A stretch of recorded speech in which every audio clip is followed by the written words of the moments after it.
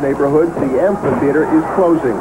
11,000 folks came out to bid farewell to the building that housed the Wrestling Hall of Fame and the 1968 Democratic National Convention. Bobby Heenan, however, the bad guy wrestler and manager, stayed in character as he bade farewell to the place where he's made a large portion of his fortune.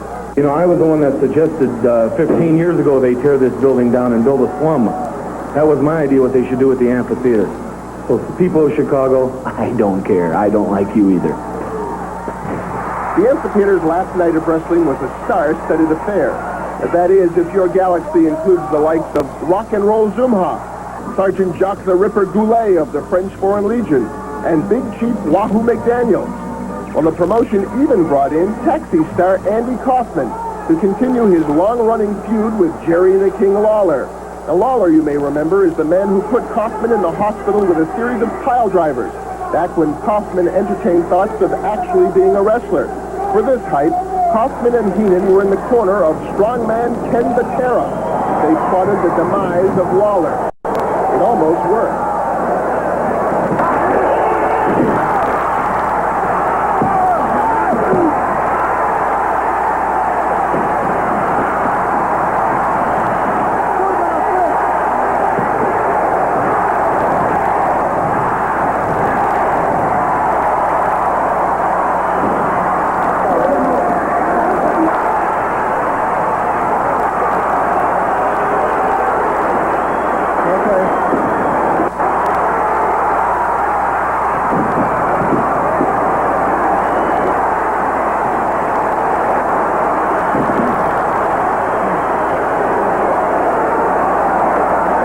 There was even a movie star on the card.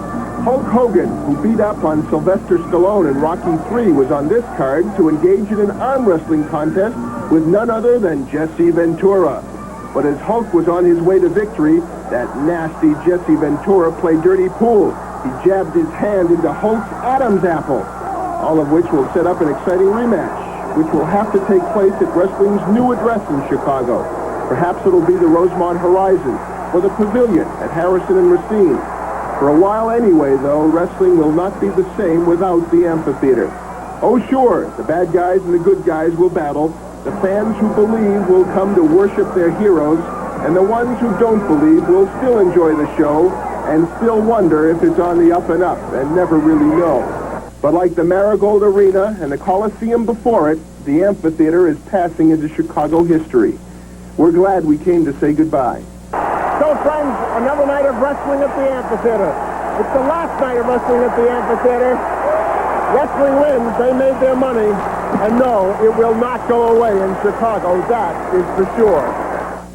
No, it won't go away. As a matter of fact, wrestling is making a comeback. I asked Vern Gagne and Bob Luce why, and they said probably because of the economy. When the economy is bad, usually wrestling goes very well. One last thing, the High Flyers, Jim Brunzell and Greg Gagne, retained their World Tag Team title. I had to get that.